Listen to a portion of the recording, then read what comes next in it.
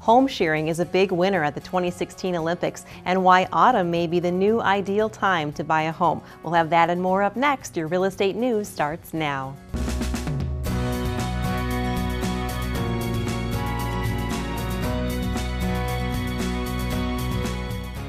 Thank you for watching your real estate news. I'm Stacy Hansen. Let's take a look at your headlines.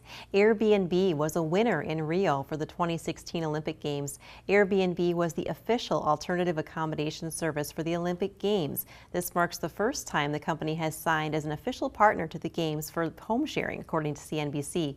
Airbnb is the world's leading community-driven hospitality company, according to their website. They worked in coordination with the organization committee of the Olympics to encourage people to open up their homes for visitors. CNBC reports that a Brazilian recession has meant that many homeowners were willing to participate to earn supplemental income. Airbnb says that more than 66,000 people confirmed their stay at Airbnb for the Olympics. Some of those people even chose to stay in Rio's poorest areas, including the favelas or slums. CNBC reports that Rio is the fourth biggest city for Airbnb after Paris, New York, and London. Autumn may be the new ideal time to buy a home. Trulia reports on some of the best reasons to buy a house this fall. For one, they say there's just less competition. Many consider autumn to be an off-season in real estate, and Money Magazine says this puts buyers in a great position to negotiate. In fact, Trulia suggests that sellers who were unrealistic about price may be more willing to reduce it after months on the market this summer. And experts at SafeWise.com say that fall is also a safer time of year. Peak season for burglars is actually during July and August. They say waiting until fall could give buyers an advantage in learning about the safety of a neighborhood. It also gives them time to take precautions like setting up a new alarm system before the next burglary season rolls around.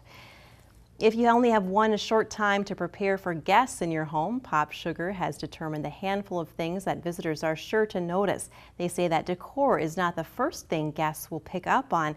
It's the smell of your home. They suggest lighting a scented candle or simmering a pot of citrus peels and cinnamon sticks a half hour before guests arrive to freshen things up. Next, you'll want to make sure your entryway is tidy and organized. A coat rack and a bench for taking off shoes is a nice touch if you have the room, according to the Post. As for the rest of the home, pick up clutter and tidy the bathrooms, including adding fresh hand towels and extra toilet paper. As far as decoration, they say fresh flowers are all you ever really need. Stick around, we have more real estate news right after this.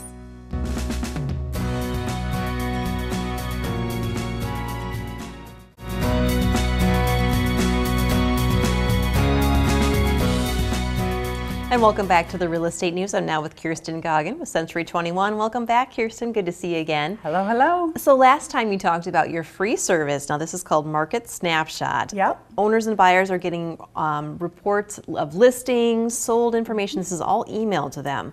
Yep. Can you tell us a little bit more about this? Yeah, absolutely. So it's a free service you can sign up for, and you can check the frequency of how often you want it. You can get it every week, you can get it every 2 weeks, every 4 weeks, quarterly. Really, it's up to you, once a year.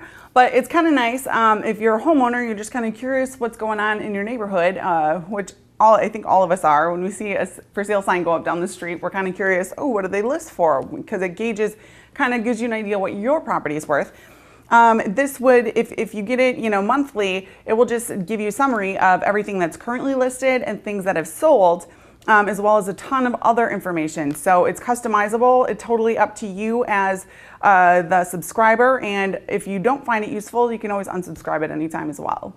And what are the walkability ratings that I see mentioned? Yep. So you can just have the last month or week or years, quarters, sold homes, and what's currently listed. But in addition to that, it also gives you a walkability score, which lets you know how easy is it to what's close by, how easy is it to get around without a car. There's also a community and school report, so you can get the ratings of the school districts and just kind of what's around, so you can get a bigger picture of what's going on in the area and what On the buy side, obviously you'd want to know that. If you live there, you probably already kind of know that, but it's good to know in terms of marketability for your property. And what other information can you get on this report? Because there's quite a bit on there. There is. So in addition to the walkability report, the school community information, you can also sign up for listing alerts.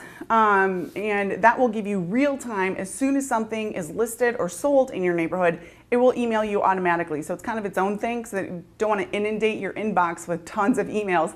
If you say you only want it once a month, you're just getting that one report. But if you are really into it and you're thinking of maybe listing soon, so you want a better handle on it, it'll let you know in real time.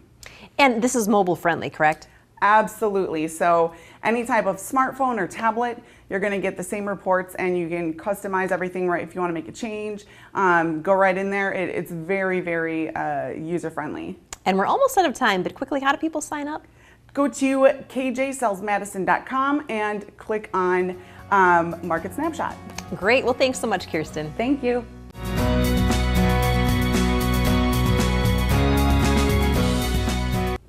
And welcome back to the Real Estate News. I'm now with Josh Lovick with Keller Williams Realty. Welcome back, Josh. Good to have you here. So what's going on with real estate this month?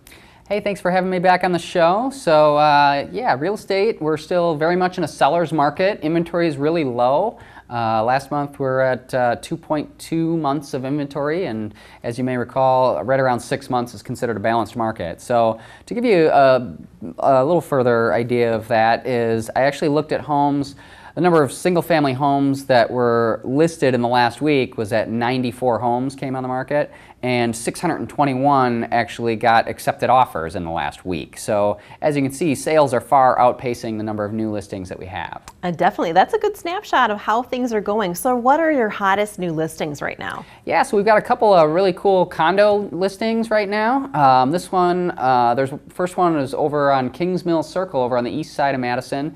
Beautiful 2-bedroom, 2-bath, stainless steel appliances, new flooring, new paint, new light fixtures. It really shows well, and I really think it's a good value at $135,000. I'm pretty sure it'll probably sell pretty quickly. That sounds nice. And what about the other one? Yeah, the other one is over in Sun Prairie. This one's over on South Musket Ridge. This is a townhouse style, 3-bedroom, 2-bath. So townhome, everything is, you share the sidewalls, so you do have some stairs, which can be, usually more popular for younger people just because they don't mind having stairs in there, and it almost feels a little more like a single-family home compared to, some of the garden-style apartments that a lot of people are familiar with. There's also a pool and a clubhouse and a nice little facilities, and it's kind of nestled back by the trees there. Well, that sounds awesome. Now, I wonder, do you have tips for people out there with small children? I bet there are some challenges for selling a home in general with that. Yeah, certainly, selling a home with whether you have kids or not can be a challenge, but certainly I have a family as well. I have a 4-year-old and we have 2 10-month-old twins. So, dealing just with the kids alone is a challenge, but then also, how you sell a home and how you live in it on a day-to-day basis are 2 different things. So, I guess, one thing is we do usually kind of go through and give a list of suggestions, and really it's about having a good game plan. So, one family we helped recently, the Bernhardts, they were in a nice starter home over on the east side of Madison on Dundee, and they decided, now was maybe a good time to move into that next home, and so they ended up getting a nicer, larger home over in Cottage Grove, and they also have 3 little kids, twins as well. So, really it's putting together that game plan and downsizing the number of toys that kids have, and decluttering as much as possible so that you can be out of the house quickly so that when the showing requests come in. And that's definitely a hard thing to do with those little ones and all their toys. Well, thanks so much, Josh, for stopping by today. Thank you.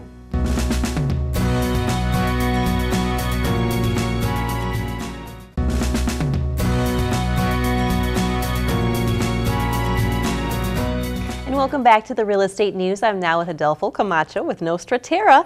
Welcome back, Adolfo. So you do landscape design service. What types of projects do you do again? Well, we do outdoor entertaining design installation. We do outdoor dining design installation. Also, we do woodworking, such as fence installation, pergola installation and design. and a fire pit design installation too. Yeah, you do a lot of different things. Now, if somebody's thinking about doing this, when's the best time to start planning for a landscape design? Well, we design and plan and landscaping for the 12 months a year, but at the best time to do a process is when you are ready to engage in landscaping process. The winter, when there is more time to work in design development, is a great time to begin a project for the following spring. This gives you the time to planning and decide the materials and a layout for the best project. A well-planned our process is a critical, successful for a space for the future enjoyment. And we can see here some of the examples of some of the work you're doing, and it's absolutely beautiful. What would you say is the most popular thing that you install? Well, outdoor fire pit, I think it has been a very trendy landscaping future that the people have been gravitating towards lately. And we have a very anxious relationship with the fire, and we won't like change in the future. We also install surrounded patios, decorative retaining walls, stair and walk entries. Can you give us a recent example of a landscape design, an installation project that you've done? Yes, absolutely. We have a project next to the zoo where a client asking for one of those custom. It's one kind of patio or seating area. They are a family that always hosting outdoor parties and family get-togethers, and where it need to backyard renovation. We began the design process in April, and already in May we start the installation to the project. The project is a large paver patio where involved seating walls and pillars, and also we are connecting to the new patio with existing driveways, which was the design challenge. It looks amazing. Beautiful, beautiful work. Well, thanks so much for stopping by again today, Adolfo. You're welcome.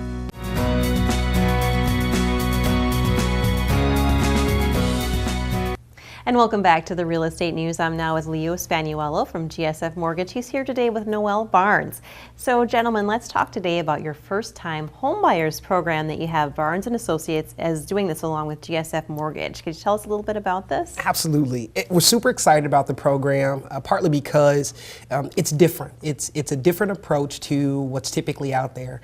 We're excited to offer current renters throughout the state of Wisconsin an opportunity to enter into our home buying process. The first-time homebuyer program for all residents of Wisconsin will help walk you through the beginning, from being approved financially to the end, finally picking that house and closing out on that property.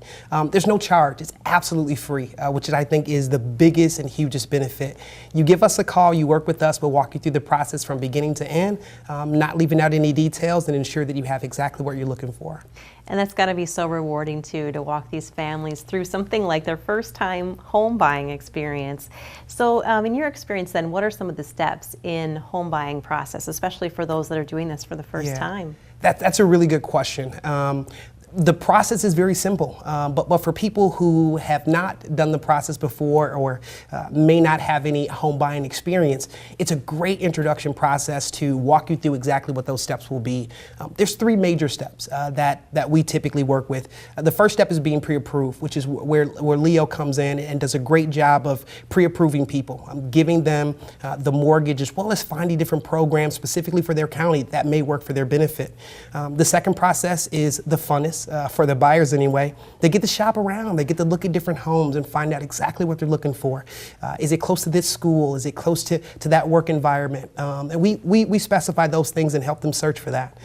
The last and the final is closing. That's where these first-time home buyers actually get keys, actually get ownership, sign docs, and move into their place. We're excited to help them with that process and all the steps in between. Such an exciting process, too, for people, especially going through it the first time, like you said. So, Leo, in your experience, why is it better to buy instead of rent and go through this process? Well, there's no better way to build personal wealth than through home ownership.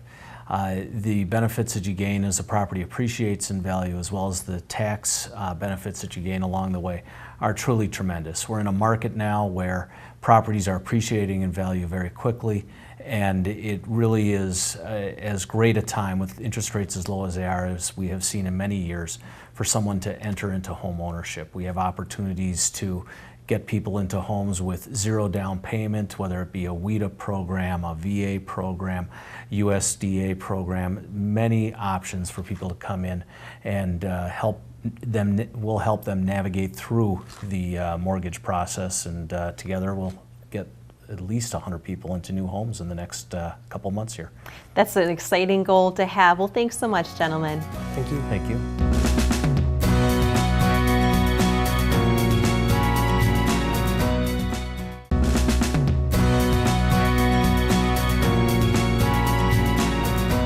Welcome back to the Real Estate News. I'm Ellen Barrett. Now, with fall entertaining on the horizon, it's a good time to freshen up things around the house. Would you let a friend design your home makeover? Well, it's one of the newest trends, style swap decorating.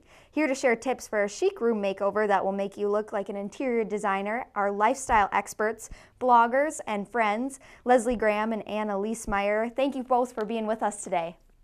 Thanks for having us. Thank you. Now, just tell our viewers a little bit about how you transformed each other's spaces with Style Swap. Sure. So this was a fun style swap. I'd never done it before, but we got to team up with Home Decorators Collection, and Leslie helped me with my dining room, and I helped her with her living room. So we kind of tackled it by first just having that conversation of what's your goal for the room and what is your style vision.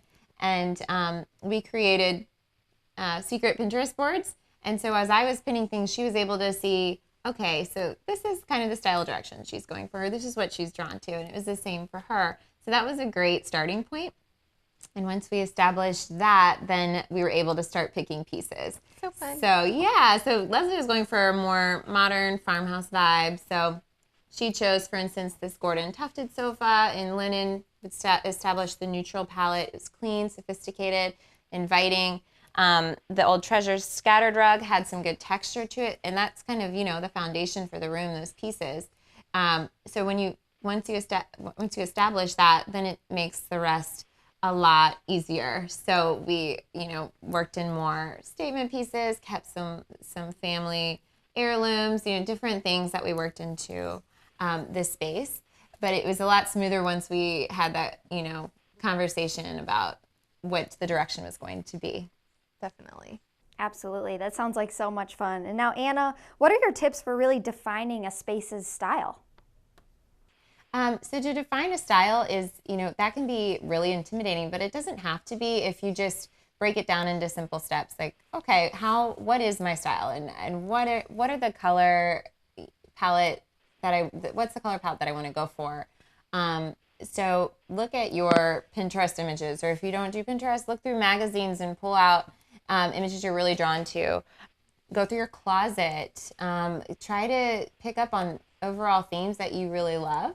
And that's kind of the first step. And I think once you get that down, the rest can be a lot easier. Yeah. So then you can start working in your furniture pieces, the decor, all of those things. It's like, layering them in, but it always goes back to that, your main theme that you've established. Mm-hmm. Absolutely. And now, Anna, how can we have our own personalized, stylish look in our own homes? I think, it doesn't have to be a complete, you don't have to completely redo your room. You can keep some older pieces that you love and maybe work in some fresh new pieces. For instance, this Ellen Cott chandelier was really stunning. It was a statement piece. It's a focal point of the room. And it's so it's not like a ton of bringing in a ton of pieces. It's just a few key players that can really set apart and make your room stand out. Or these arched gold mirrors. They really reflected all the natural light. So when you're trying to establish your own style, work in some fresh new pieces, but also keep some pieces that were meaningful to you. So Leslie can tell you about a few pieces in this room that she did that for. Yeah, just to keep the room feeling like us, we incorporated some of my husband's instruments and some family photos. We reused a few pieces like this bar cart and some of the artwork that we had in here. So it definitely kept the space feeling like us, even though we were trying to achieve this overall look of the modern farmhouse. Now, Leslie, you have some DIY pieces as well, it sounds like. Yes, well, I am actually not a DIYer, but my husband is, thank God. So he worked with my dad to create these shiplap walls that they did in a weekend using a tutorial that we found on Home Depot's blog. And then I actually did paint about 5 coats of Bear's Polar Bear white, which is a perfect white because it doesn't have any other colors in it. It's like a true white, really brightened up the space and created the groundwork for what Anna was going to bring in and help me create in here. Now, Leslie, what do you recommend to personalize your space? I think just pieces that you love, artwork that really speaks to you, family photos, anything that you had in this space before to make it still feel like your home, and then go from there. I love it. And where can our viewers go for some more information? So you can go to either of our blogs. We have some tips and some before and after photos. And honordesign.com is my blog. LeslieWGraham.com is Leslie's blog. And then you can shop all of the pieces at homedepot.com/homedecorators. Yes. Perfect. And again, Leslie Graham and Anna Leesmeyer, thank you both so much for being here today. And you both are so brave for doing a style swap. Thank you for having us. Thank you so much. And the Real Estate News will be back with more right after this.